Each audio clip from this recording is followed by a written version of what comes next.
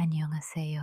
Sometimes the world makes us forget who we are meant to be. In the past few years, something quiet has been happening among women. Not a trend, not a hashtag, but a gentle return to a softer, more sacred way of living. It is happening in soul cafes at 7 in the morning, in London apartments after long commutes, in New York bedrooms lit only by candlelight, and in moments we never post online. Women everywhere, exhausted, overwhelmed, but still hopeful, are rediscovering a sacred femininity.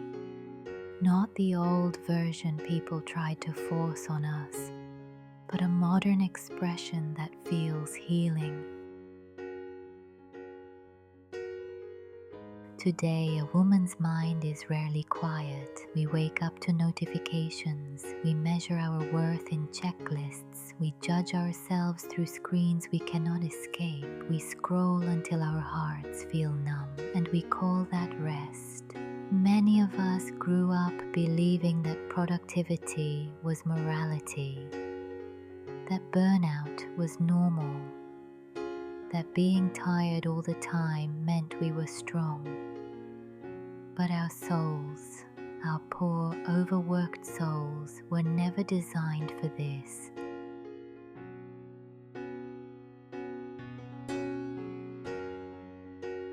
Sacred femininity is not about going backwards, it is about going inward. It is a quiet rebellion against a life that drains us, a refusal to let the world turn us into machines. It is the moment a woman says, I choose softness over speed, I choose presence over performance, I choose grace over pressure. Sacred femininity begins where exhaustion ends. Growing up in Korea taught me something important. Beauty is not decoration, it is atmosphere. My grandmother used to say that a woman's environment shapes her spirit, and maybe she was right. In many Korean homes, we keep things simple: soft light, clean spaces, gentle fragrances, small objects that hold meaning, not to impress anyone, but to keep the heart calm. This is why many Korean women, even today, wake up early to make tea, organize their spaces, light incense, or write a short prayer before the day begins. They are not performing religion. They are cultivating presence. And women all around the world are craving that same quiet ritual energy. Many women feel like two different people. One version is spiritual and reflective, longing for depth. The other is polished and competent, trying to survive the world.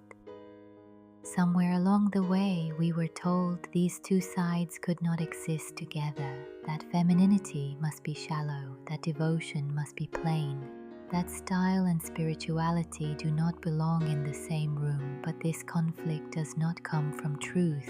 It comes from noise. Sacred femininity is the place where the split heals, where confidence becomes soft, and softness becomes powerful.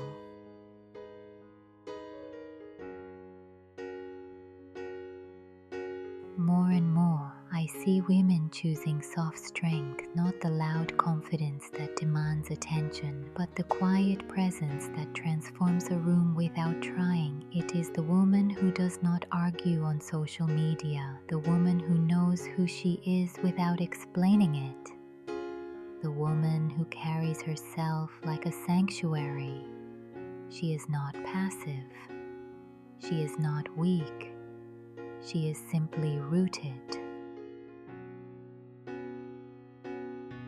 People say beauty is superficial, but that depends on how we use it. For many modern women, beauty is not performance anymore, it is grounding. When a woman applies lotion slowly after a shower, when she chooses soft fabrics that calm her skin, when she keeps a rosary or a small charm in her purse, she is practicing a form of spiritual care. Beauty becomes prayer. when it brings peace to the heart. Korean women understand this deeply.